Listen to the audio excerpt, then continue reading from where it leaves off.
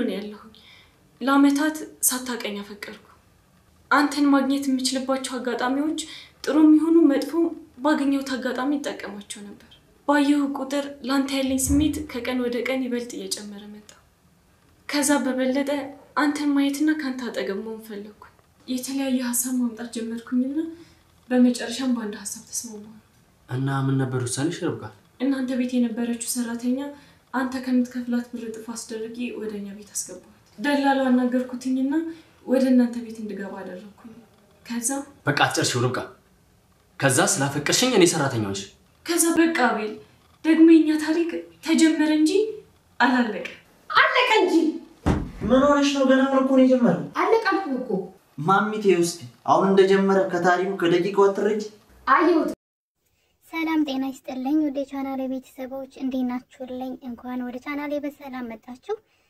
ርብቃ ድራማ ክፍል 18 ላይ እንግዲህ በክፍል 18 ያየናቸው ትዕይንቶች የአቤልና የርብቃ የፍቅር ሁኔታ ጭራሽ ወደ ትዳርም እያመራ ይገኛል ይሄ ነገር ማሚቴን ምቾት አልሰጣትም ነገሮች ሁሉ ድብልቅልቃቸው ወጥተዋል በርግጥ እንግዲህ እኛ ያሰብነው ርብቃ ከአቤል ጋር ከዚህ ቀደም በነበራቸው ላይፍ የሚተዋወቁ እሱም የሚያውቃት ምናልባትም በሆነ የሆነ ምንድነው የግል ወይ አደጋ ደርሶበት ብቻ በሆነ ምክንያት እሷን ረስቷት ነው ብለን ነበር ብዙዎቻችን ስናስብ የነበረው ነገሩ ግን እንደዛ አይደለም ርብቃ አቤልን ተወደው ነበር አቤልን ለብዙ ጊዜ ተወደው ስለነበረ እሱ በሄደበት እየሄደች እሱ ባለበት ሁሉ እየተገኘች እንደምትወደው ያው ስለምትወደው እሷ ብቻዋን ማለት ነው እሱ ደግሞ ጭራሹን አያውቃትም እናም እንግዲህ ፎቶ በተለይ ደግሞ የፎቶ ጉዳይ እሱን ነገር ጠይቋት ነበር ርብቃ ግን ልትነግረው ፈቃደኛ አይደለችም በቀጣይ ጊዜ ደግሞ ነግራለሁ ስለ ፎቶ አለችው እርግጠኛ ነኝ እንግዲህ ምናልባት ከሰዎች ጋራ ሆነው ወይ መንገድ ላይ አግኝተው ዝም ብላ ፎቶ እንነሳ ብለው ነው ምን ሊሆን ይችላል እሱ በጣም ጥያቄ ፈጥሮብኛል ነገር ግን አቤል አሁን ላይ በርብቃ ፍቅር ክንፍ ከማለቱ የተነሳ ማንንም ሰው አይሰማም በእርግጥ ትክክለኛ ምርጫ ነው የመረጠው ትክክለኛ ምርጫ ርብቃን ማፍቀሩ ህይወቱ የተስተካከለለት ይሆናል ማለት ነው እንግዲህ አቤል እንደተናገረው ስለራሱ ታሪክ ለርብቃ እየነገራት ነበር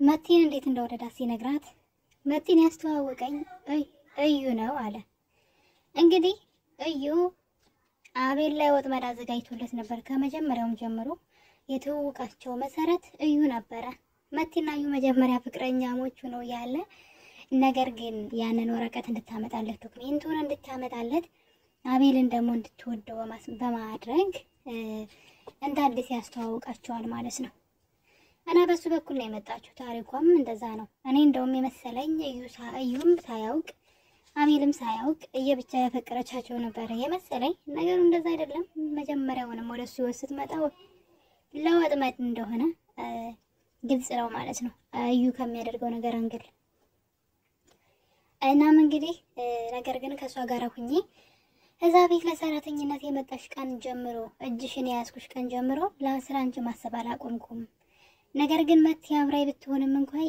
ግን ስላንቺ ማሰብ አላቆምኩኝም ማለት ልክ መቲ ላይ አላንቺ ጥሩ ስሜት እየተሰማኝ ሲመጣ መቲ ላይ ጥፋቶችን ፈልግ ጀመርኩ በፊት በጭፍን ነበር ማምናት አለ ምንም ነገር ታጠፋለች ብዬ እንኳን አልጠራጥራትም በጭፍን አምናት ነበር ወዳት ነበርና ልክ ግን አንቺ ውስጤ ላይ ስትሆኚ እሷ ላይ ስተት መፈለግ ጀመርኩኝ አለ አያችሁ የሆነ እንዴት ነው ሰዎች ዝም ብለው ጭፍን ብለው እናንተ ጋር አብራችሁ እንደፈለጋችሁ ያደረጋችኋቸው ይኖሩና አይናቸውን የሚገልጽላቸው ሰው ሲመጣ እናንተ ላይ ያሉት ያኔ አይደለም ጥፋቶቻችሁን ተግባራችሁን ንግግራችሁን ድርጊታችሁን መከታተል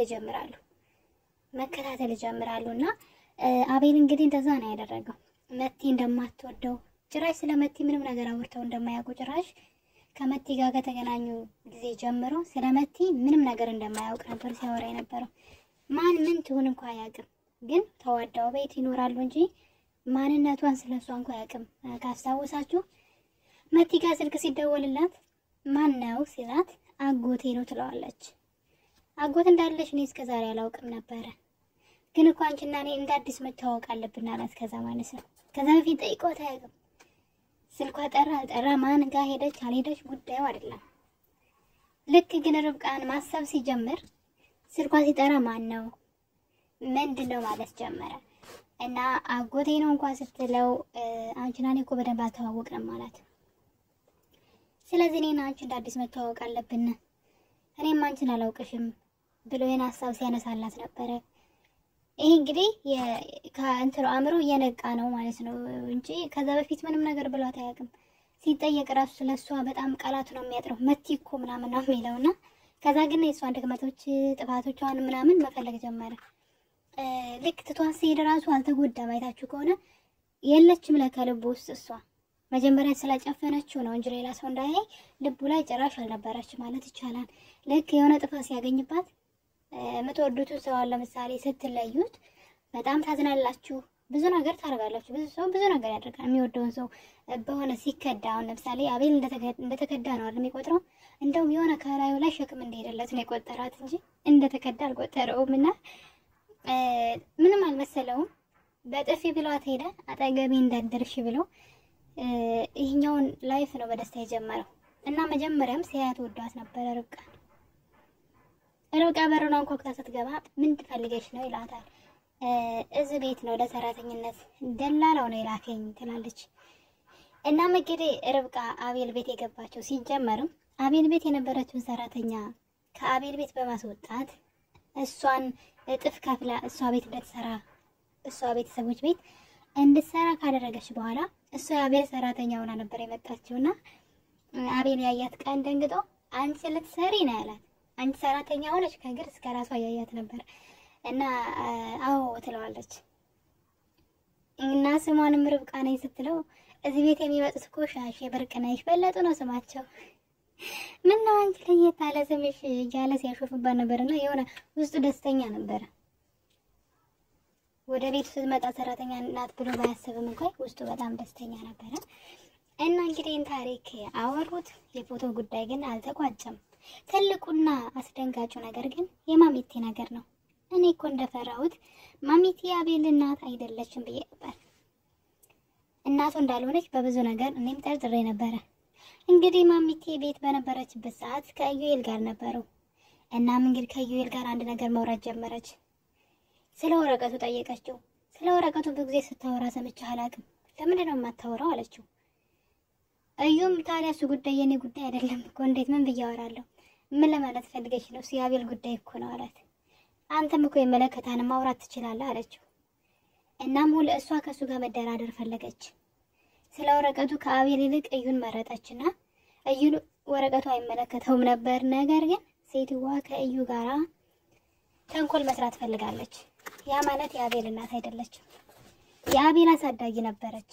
ያሳደገችው እናቱ ናት። በእርግጥ ያው ያሳደገ ይበልጣል እንግዲህ ማለት ባይበልጥም አንድ ሰው ካሳደገ እናት ነው። ነገር ግን ደግሞ ሴትዋ ጥቅመኛ ሆናለች አሁን ላይ። እናም የአቤልን የሆነ ነገር ከእዩ ጋር ተመሳጥራ ለመውሰድ እያሰበች ነው። እዩ እንግዲህ ይህን ጥያቄ ስታነሳለት ማሚቲ ምን አስበሽ ነው? ልትፈትኝ እያሰብሽ ነው እንዴ? እንደዛ ከሆነ አይሳካልሽም እያላት ነበረ። አይደለም በፍጹም ከልቤ ነው እያወራ ያለሁት፣ እኔ እናንተ እንተባበር አለችው። ግራ ገባው ልጁ። ምክንያቱም ያ ነገር የአቤል እንደሆነና እሷም ለአቤል እንደምታደላ ነበር የሚያውቀው። ነገር ግን ሴትዋ አሁን ላይ ከሱ ጋር መደራደርን ጀምራለች።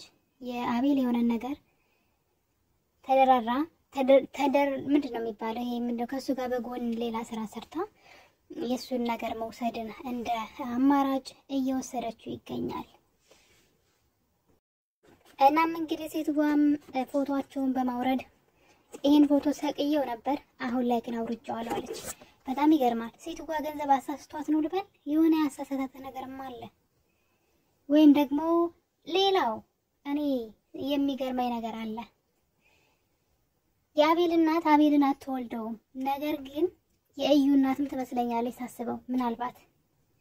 ምክንያቱም ደግሞ ሴትዋ የሆነ የህፃናት ድምጽ እየሰማች ህፃን ልጅ እያለቀሰ ጆሮዋን ይዛ ስታለቅስ ነበረ። ወይ ርብቃ ወይ ወይ ደግሞ እዩ ልጆቹ ከሁለት አንዳቸው የሷ ልጆች ናቸው ማለት ይቻላል። ነገሩ እንግዲህ ትንሽ ግራ ቢያጋባም ምናልባት በቀጣይ ክፍል አዲስ ነገር ሊኖር ይችላል። እስከዛው ግን ቸር ቆዩልኝ። ባይ ባይ።